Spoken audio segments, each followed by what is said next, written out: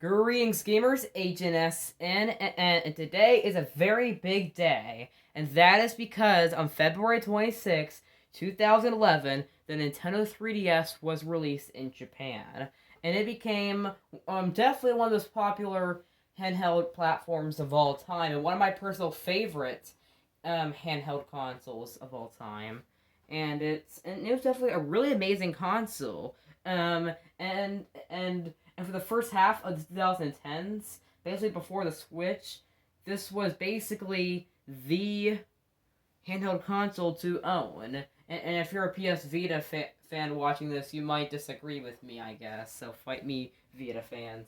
Anyway, though, all that aside, though, the 3DS was a really amazing console. I have played the 3DS a ton ever since I got one, like 2011, 2012. And I played a lot on it.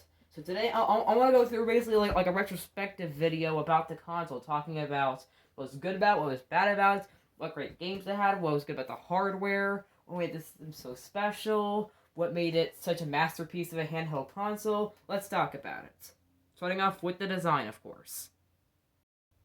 Alright, so starting off was the basic original 3DS model, which released on February 26th of 2011 for Japan, and the rest of the world in March of that same year. The 3DS, the original model it was good, basically. It's definitely one of the more worse models, I guess, but it's not a bad model. I mean, however, there was a bit of an issue with it, and that was the fact that, that it was small. It was so small, but overall it was a good design. It was a glossy model, and however, the screen was smaller, but the buttons felt really good, and it also had a circle pad, something that the PSP had that the DS didn't, yeah. However, its smaller design and stuff made it harder for big hands. That, however, was fixed with... So yeah, the Nintendo 3DS XL then came around in 2012. And this fixed the problems I was saying about the 3DS. Well, it was a good console, it was harder for people with big hands. However, the 3DS XL fixed all of those problems. Well, yeah, it did fix a lot of them. The screen was a lot bigger, and it was definitely the biggest screen for a Nintendo handheld yet until the Switch release and other 3DS models. And the Start Select and Home Menu buttons were a lot better, and it was overall easier for people with big hands and stuff. And it was much more sleeker, much better designed. It was definitely the more definitive model, definitely, and pretty much the go-to model for many people with a 3DS XL, unless they or many people with a 3DS, unless they were going cheap with just a standard 3DS or a 2DS. Or 2DS was the model I had the most. We'll get to that in a minute. But that was until the new 3DS models came around, which we're going to get to in a minute. But overall, this was an even better design. Now let's talk about the worst of the five models I'm talking about. Alright, so next up we have the Nintendo 2DS. This was the model that I played the most out of all the three. I've actually owned multiple 3DSs, but out of all of them, this is the one I played the most ever since I got it for my birthday, like back in like 2013, I think. And I played this to death. I played a lot of games on it. Pokemon X and Y, Pokemon Sun and Moon, Super Mario 3D Land, Super Mario Bros. 2, Animal Crossing New Leaf. I played those games to death and on this model. This was basically my go-to 3DS model until it broke. Until my 2DS broke back in 2017, I think. And yeah.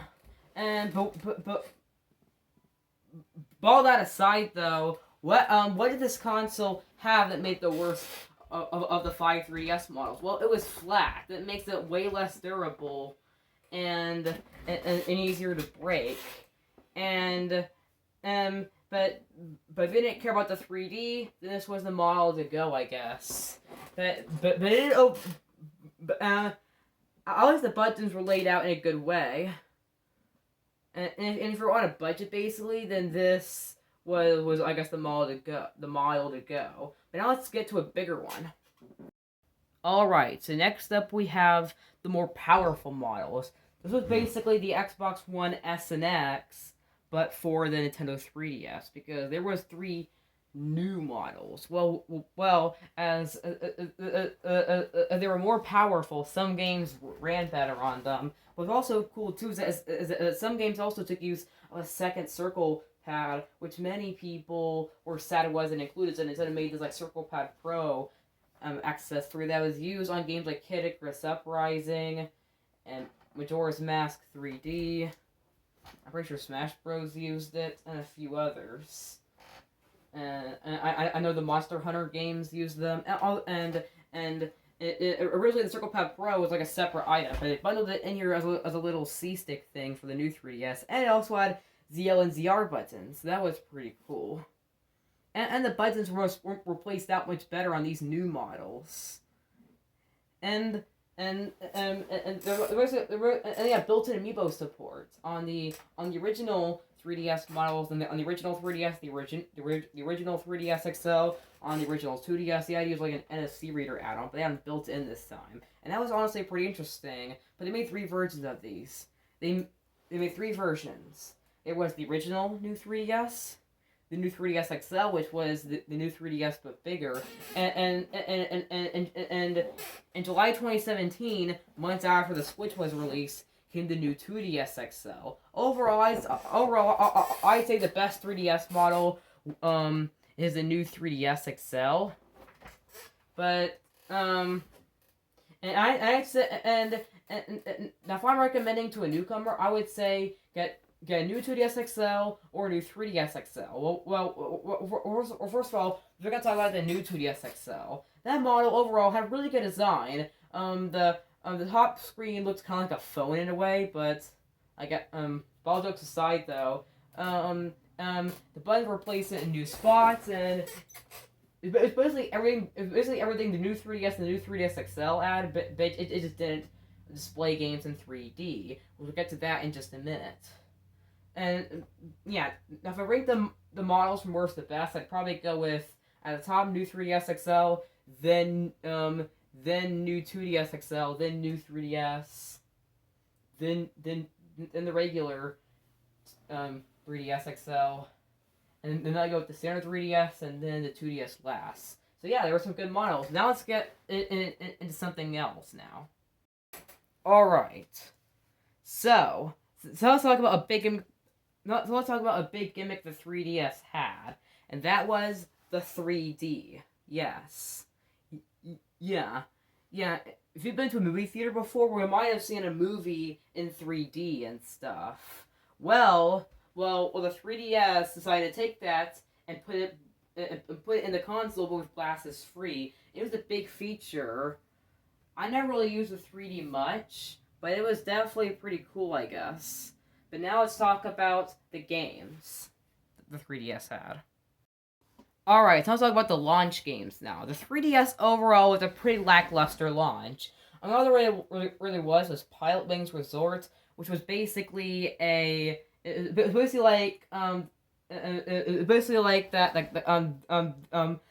air diving thing from Wii Sports Resort, but packed into a 3DS game. They also had a port of Street Fighter 4, but overall, it's on a very downgraded console. It's much better if you play that on Xbox 360, on PS3, or on PC. And they had a couple other stuff, like they had Super Monkey Ball 3D, which I haven't really played, but I have played some other Monkey Ball games, mostly Super Monkey Ball 1 and 2 in the GameCube, pretty fun games. But I think Monkey Ball 3D was really like a reason to own a 3DS. And there was also ports of Rayman 3. I mean, Rayman 3, Ubisoft has ported that game to so many platforms. So yeah, it wasn't really a reason to own the system, I guess. Yeah, the 3DS overall was a pretty lackluster launch. There wasn't really much to go on. The system was... There was not really a reason to buy the 3DS until... Alright, so in November of 2011, and the next month, there were 2 big 3DS games that saved the system. There was no real reason to own a 3DS for a while. But that was until this moment. Now, I guess technically there was a reason, I guess, in June, because one of the best games ever made and the highest score game on Metacritic, The Legend of Zelda Ocarina of Time, got a remake on the 3DS. And that was a really amazing remake. And Star Fox 64 3D was also released in September 2011. And long later, Nintendo made Majora's Mask 3D in 2015. All that aside, though, in November 2011 and in December 2011, there were two big games that helped save the console. One of them was Super Mario 3D Land. This game was amazing. Well, not my favorite Mario game, and while it is my least favorite 3D Mario game, I loved this game. I remember begging my parents months and months on end, but when I finally went to GameStop one day and bought a copy of this game like around mid 2012, I played this game a ton, and I even beat the game 3 times, and I 100% it once. It was actually the first Mario game I ever 100%. And yeah, this game basically took your classic 2D Mario experience but brought it into 3D basically. It also got a sequel in the Wii U in 2013 with Super Mario 3D World. Which we're not going to talk about that one today because that's on the Wii U and on the Switch. But I'll talk about the other thing that helped save the console. So, of course, if you wanted another handheld Mario Kart game, there was Mario Kart 7. Well, not the best Mario Kart game. This is overall a really good one. However, it was lacking a bit. They cut out the bikes from Mario Kart Wii, while Luigi was cut due to time constraints. Yeah, the game was rushed to the holidays to help save the 3DS and make it sell well, since it was selling poorly at first, until Nintendo cut the price in July or August of 2011. And the console originally sold for $250, but it wasn't selling well at first, since there wasn't really a lot of big heavy hitters, so they cut the price to $170. However, in December at the end of 2011, Nintendo with Mario Kart 7, a very good and definitely the highest selling 3DS game. In fact, it was bundled with a lot of 3DSs.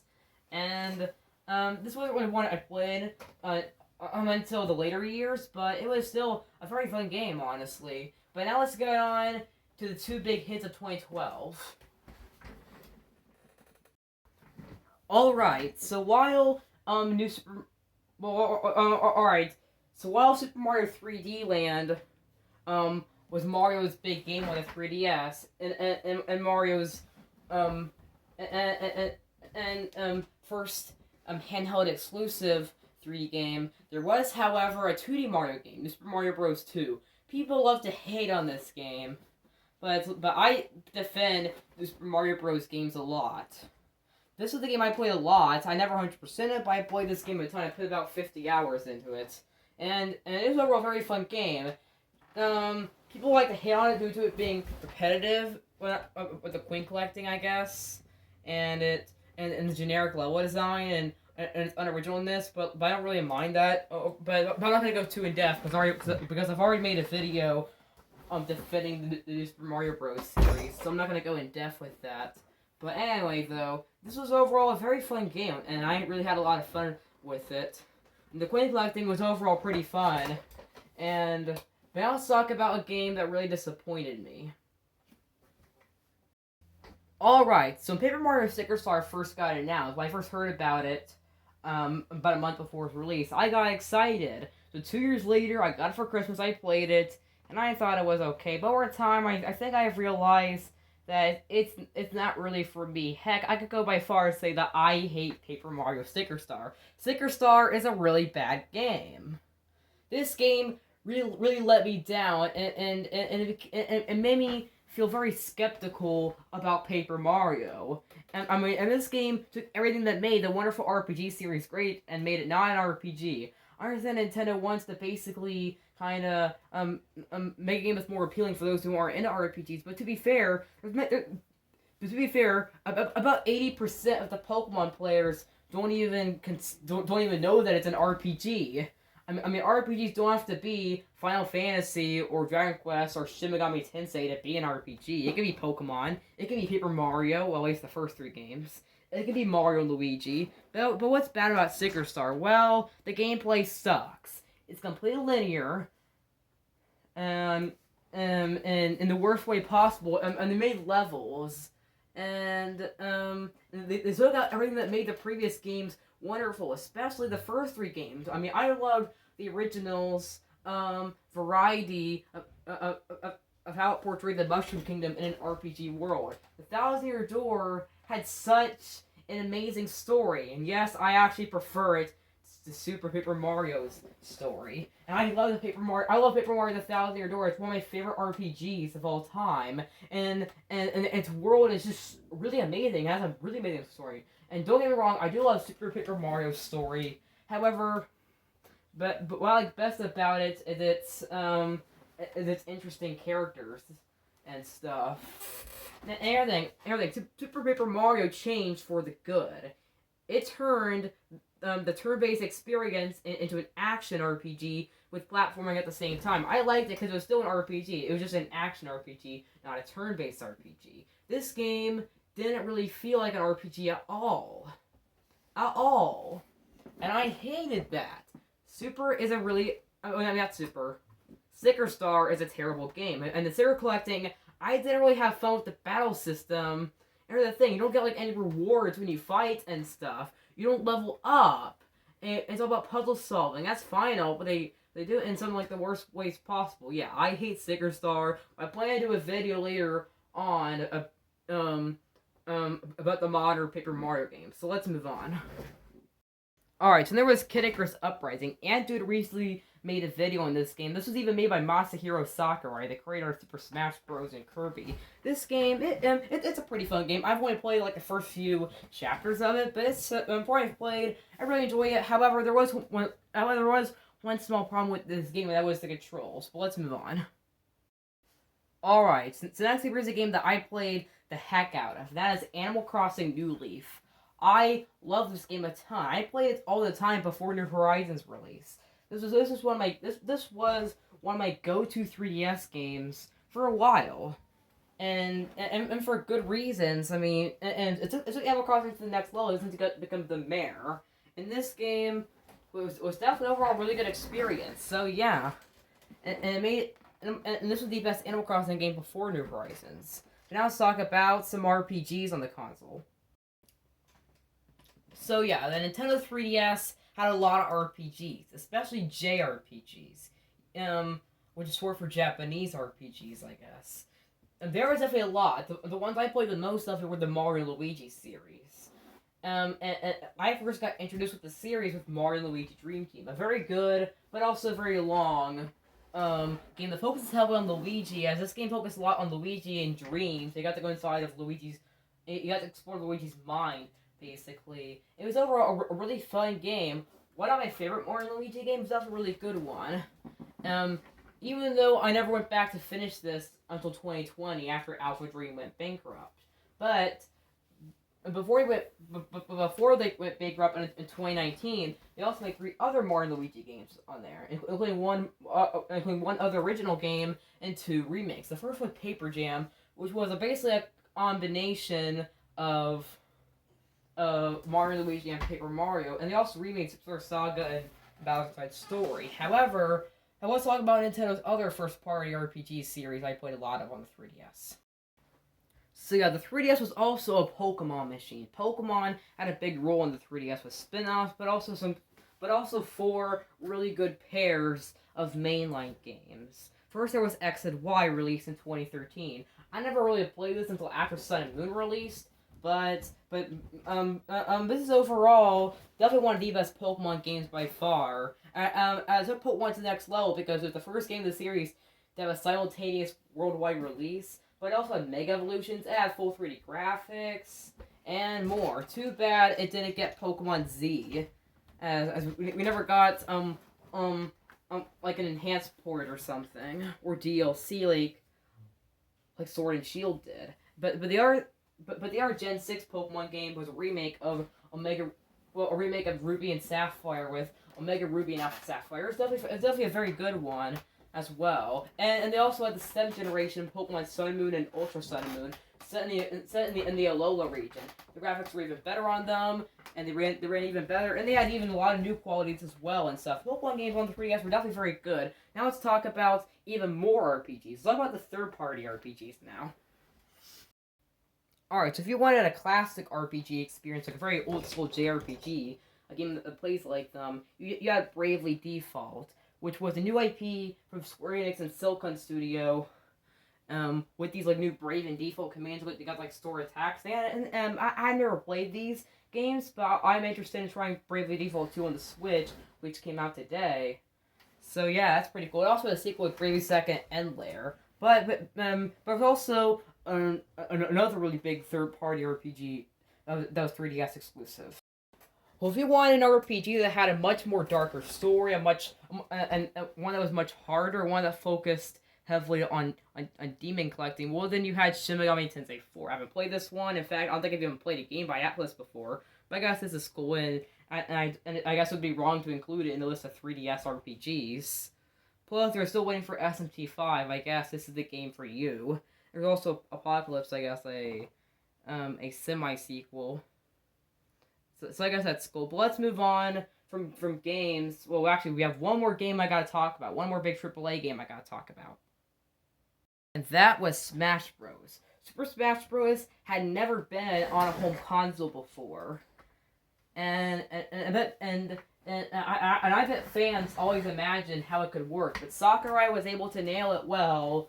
While it did have issues a bit, due to 3DS's limitations and stuff, and while it didn't have download play, which was kind of depressing, this was definitely a pretty good handheld Smash game, and it definitely was one of the best fighting games you could play until Smash Ultimate release. Alright, now I'm done with the games. I just want to talk about some highlights for the console. So, even though I forgot to mention Fire Emblem Awakening, which is my favorite 3DS game.